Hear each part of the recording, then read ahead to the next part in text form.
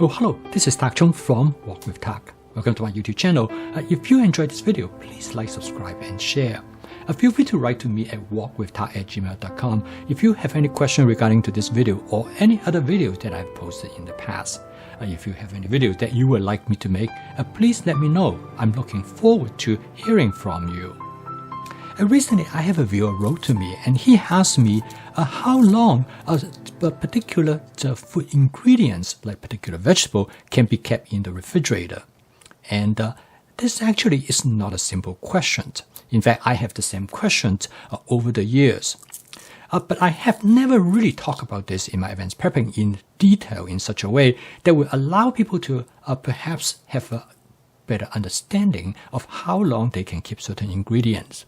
Now, of course, the thing that we are concerned most are produce, vegetables, because any type of meat you can be frozen, you don't have to worry about. But vegetable, you cannot freeze it. So the shelf life is really important. If you can prep once a week, or maybe if you can have the ingredient to last longer than a week, then the better off it is. Now, I have this question when I first started doing advanced prepping. Fortunately, I have a friend, his name is Richard, and he is a food microbiologist. And I asked him this question. I said, what is the best way to retain the freshness of vegetables in the refrigerator? Well, he told me that he actually has some practical experience because when he was in college, he worked in a supermarket and he was the assistant manager for the produce department. Now, but he told me that even though they actually pretty much understand how long food ingredients can be kept, but most of the time they do not follow that practice. And one thing he pointed out to me is that he said, you notice that in the produce section in many supermarkets, in order to keep the vegetable to look fresh, they will spray it with water. And he said that is precisely the wrong thing that you want to do. And because moisture is the biggest enemy of shelf life. When produce get moist, they have a much greater tendency start to deteriorate or have mold growing on it. However, for supermarket, they want the vegetable to look fresh, so they sprayed it with water. Now, the end result is that supermarket is a tremendous waste of produce. In fact, as much as 30-40% of the produce when he worked there is usually being thrown away because it just doesn't look good enough. So he said one example he wanted to demonstrate to me is that he said there is two brands of salad. It's just like a mixed vegetable salad. And they both pack in a plastic box. Now, the first brand, he called it brand X. And brand X, actually what they do is that when they pack it, they extract as much moisture as possible. So when you look at brand X, all the leaves of the vegetable look really dry. Whereas brand Y is very different. It is has a lot of moisture in it. And he said if you compare the two, brand X will last up to about 3 weeks. And they still look real good that you can eat it as a salad. But for brand Y, usually by about 7 to 10 days, you see the leaves start to deteriorate and they get mushy and you end up throwing it away. So this is a demonstration of how moisture plays a significant role. Now, after I talked to Richard, I realized that there's one mistake that I have made. So I asked Richard, what is the best way to get rid of moisture? Well, first of all, Richard said is that normally when you buy the produce from the supermarket, obviously a lot of time you put it in a plastic bag or they already pack in a plastic bag. If the produce is wet and you put it directly in the refrigerator without have them to dry out, you are set yourself up for it to get bad very quickly. So he said the best thing to do is that when you get the produce back from the supermarket, you should open it up. And if it just has a lot of moisture in it, for example, if you take asparagus, and you should spread it out on a piece of aluminum foil or on a piece of wax paper. Get a paper towel and soak up as much moisture as you possibly can. And then you let it air dry for maybe another hour or so. And then you cut it up. Then you put it into your plastic container Again, you let it to air dry for another hour to 2 hours before you cover it up and put it in the refrigerator.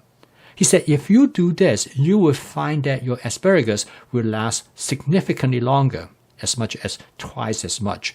Normally asparagus, the tip of the asparagus will start to get mushy because of the moisture, and it usually can happen as quickly as about 5 to 7 days. But if you dry it out, you will find that it will last significantly longer, sometimes up to 2 weeks or more. So I did exactly what Richard told me, and it worked really well.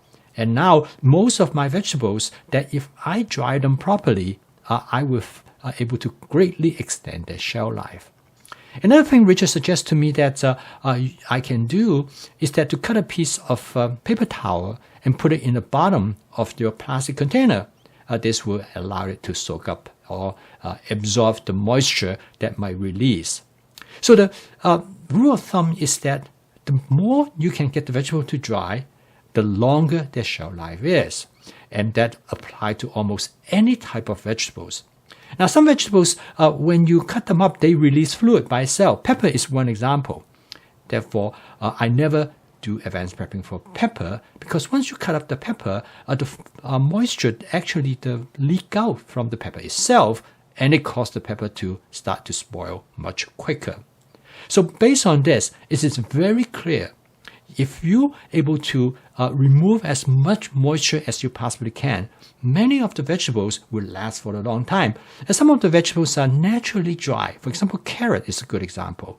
A carrot, if you cut it up into pieces and put it in a container, it will last probably up to 3 or 4 weeks. Similarly with cabbage as well, because cabbage tends to be very dry. Again, that will greatly have extended shelf life once you cut it up, and it actually it will air dry more likely when it's being cut up.